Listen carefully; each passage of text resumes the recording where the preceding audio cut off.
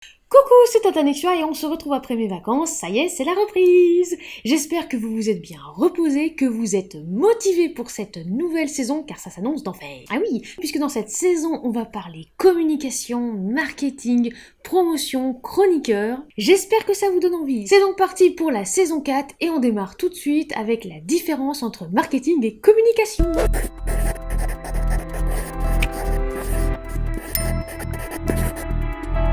Alors, je vais mettre un bon gros disclaimer d'entrée. Je ne suis pas prof de marketing et de communication. J'ai vaguement étudié ces domaines lors de mes stages. Ce n'est pas un cours de marketing et de communication. J'ai glané des informations auprès des professionnels, auprès des sites spécialisés. Et je suis juste là, on va dire, pour dégrossir ces termes qui peuvent peut-être un petit peu paraître effrayants. Marketing, communication, définition. Ah, les définitions de Tata, ça vous avait manqué, c'est parti. Alors marketing, le mot vient de l'anglais, market, jusque-là je pense que ça devrait aller, qui signifie marcher. Petit tour sur la rousse. Ensemble des actions qui ont pour objet de connaître, de prévoir et éventuellement de stimuler les besoins des consommateurs à l'égard des biens et des services et d'adapter la production et la commercialisation aux besoins ainsi précisés. On respire, ça va aller. Alors vous aurez un petit article sur le marketing mix dans les sources. Oui, il y a toujours tout ce que vous cherchez et ce que vous voulez dans la description sous la vidéo. Pour approfondir, mais pour que ça reste assez simple entre nous, je parlerai toujours de marketing. Alors retenez d'abord de cette définition une analyse du marché pour combler des besoins. C'est une stratégie. On a le produit, livre, le prix, la distribution et la promotion de cet ouvrage. Et donc la communication ? C'est le fait pour une personnalité, un organisme, une entreprise, de se donner telle ou telle image vis-à-vis du public. L'abréviation familière, c'est ce qu'on appelle la com. Vous voyez où je veux en venir ? Oui, alors là vous allez me dire, oui, mais je suis salarié dans une entreprise, et moi il y a quelqu'un qui s'occupe de marketing, communication, donc c'est peut-être la même chose. Eh ben non. Alors oui, beaucoup d'objectifs et activités sont à peu près similaires, seulement il y a des différences notables. Oui, on va voir ça. Les différences. Alors j'ai trouvé sur un site une phrase pour chaque terme que j'ai trouvé assez percutante. Le marketing égale la stratégie de commercialisation et la communication égale un moyen. Je pense que déjà on peut retenir ça, c'est quand même plutôt pas mal. Caractéristiques du marketing. On se concentre sur le produit, le prix, la promotion, en l'occurrence, donc c'est un livre. Qu'est-ce qu'on en fait ? À quoi il sert ce livre ? Est-ce qu'il est attrayant ? Oui, on va parler d'ailleurs de la couverture plus tard dans les vidéos justement, mais est-ce que la couverture va attirer ou pas ? Qu'est-ce que ce livre apporte de plus que les autres dans le même genre ? Alors oui, je vous rappelle que vous êtes unique, vous avez votre propre style, vos propres univers, et c'est là-dessus qu'il va falloir creuser justement pour mettre en avant votre œuvre. Le prix. On va aussi parler du prix dans les prochaines vidéos. À quel prix faut-il commercialiser son ouvrage ? Est-ce qu'il y a un bon prix, un mauvais prix ? On verra ça. Le où. La distribution. On en a énormément parlé dans les vidéos des plateformes d'autopublication. Pour les ME, c'est pareil. Choisir son canal de distribution, ça ne doit pas se faire au hasard. Promouvoir le livre. Comment le faire connaître et aussi comment vous faire connaître. Car oui, vous êtes fiers d'avoir sorti votre ouvrage et c'est bien, vous avez accompli ce projet, vous avez accompli votre rêve, vous avez votre bébé entre les mains et maintenant, il faut que vous vous fassiez connaître. Les retours d'expérience, qu'ils soient négatifs ou positifs, je rappelle tant qu'ils sont constructifs, ils sont nécessaires. On verra aussi comment réagir aux commentaires négatifs, comment réagir aux retours aussi positifs et comment aussi également s'en servir. Et oui, puisqu'on peut effectivement s'en servir pour notre promotion. Vous allez par exemple avoir des retours mais très percutants, très détaillés mais sans forcément justement spoiler votre ouvrage qui peut attirer d'autres lecteurs. Les stats. Ah, les statistiques. Alors oui, je sais, c'est peut-être pas forcément la matière préférée de tout le monde, mais moi j'aimais bien les mathématiques. Alors c'est très important, alors sans que ça devienne maladif, évidemment, on n'est pas là pour se faire du mal avec des tableaux Excel non plus, mais il faut comprendre et appréhender ces stats. Combien on a vendu de livres ? Quand ? Si c'est par exemple dans un salon. Quelle tranche horaire, quel public a été intéressé ou non par l'ouvrage ? Combien de temps les potentiels lecteurs aussi restent-ils sur votre stand ? Ou est-ce qu'au contraire, ils tracent tout droit ? Chouette programme qui nous attend dans la saison 4. Ah oui, j'ai vraiment trop hâte de vous retrouver et d'attaquer la saison 4. En résumé, donc la mission du marketing, c'est d'explorer et d'améliorer finalement les relations entre la personne qui va proposer un produit et la personne qui sera peut-être intéressée. Effectivement, je ferai aussi une vidéo sur le public cible de votre ouvrage, car certains peuvent être intéressés, d'autres non, et certains peuvent aimer votre ouvrage, d'autres peuvent pas l'aimer, on en parlera. Et tout ça, ça va nous servir pour après établir notre stratégie de communication. plus 1 pour celles et ceux qui ont suivi. Les caractéristiques de la communication. Ah, la communication, dit la com.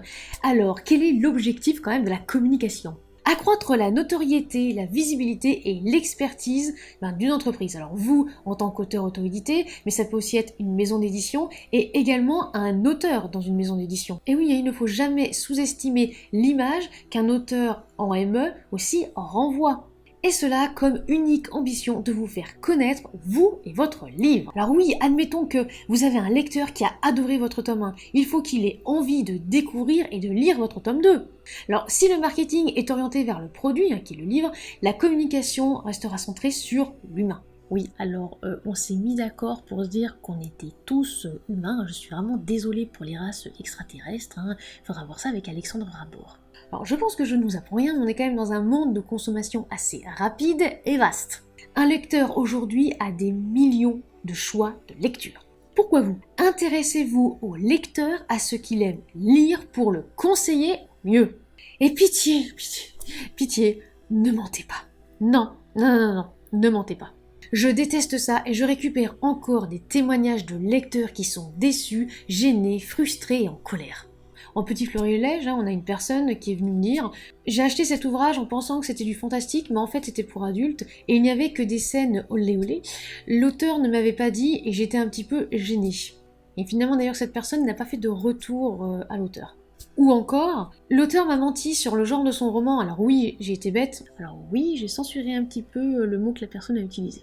Bête de l'avoir acheté, mais je lui faisais confiance et maintenant c'est fini. Stop! Vous avez vos qualités et vos défauts, comme votre ouvrage a des qualités et des défauts, comme absolument tous les livres. Sortir du lot, oui, mais il ne faut pas en faire trop, et surtout pas mentir sur la marchandise. Alors de l'autre côté, oui, je suis aussi au courant, puisqu'il y a aussi des auteurs qui parfois viennent m'en parler. Il y a aussi parfois effectivement des lecteurs qui ne font pas forcément attention aux warnings laissés par l'auteur ou la maison d'édition. N'oubliez pas donc de bien mettre en avant ces warnings pour éviter les mauvaises surprises. Par exemple, c'est quand même pas pour rien qu'à chaque fois que je parle de La magie du destin du tome 1, que j'insiste sur le fait qu'il y a de la violence et que ce n'est pas pour tout le monde. J'ai quand même eu des chroniqueurs qui ont été mal à l'aise et qui ont vraiment trouvé ça violent. Et certaines personnes ne veulent pas lire un livre violent. Et je vais évidemment pas leur conseiller, ça me paraît quand même logique. Alors pour revenir quand même un petit peu à la com, c'est beaucoup plus large qu'on ne pense, car il y a aussi l'idée derrière de votre réputation, de l'image que vous renvoyez et des valeurs que vous chérissez. On parlera encore plus de votre image dans cette saison 4, surtout le fait qu'il va falloir rester soi-même. Pourquoi? Déjà parce que le naturel revient toujours au galop, et au bout d'un moment ça risque de craquer, et aussi parce que quand c'est trop beau ou trop parfait, on se doute en fait qu'il y a quelque chose qui va pas et qu'il va falloir gratter un petit peu sous le vernis. Donc autant être honnête envers vous-même et envers vos lecteurs. Donc, on ressent le sujet. Le marketing implique la planification stratégique destinée à promouvoir l'entreprise et ses produits, tandis que la communication fait partie intégrante de l'exécution de cette stratégie. Alors, on est aussi venu me confier en MP ou DM, et alors oui, je glisse ça comme ça, mais il y a beaucoup de professionnels ou même des fois d'étudiants en marketing et communication qui sont sur les réseaux sociaux, faut pas hésiter à venir leur demander des conseils.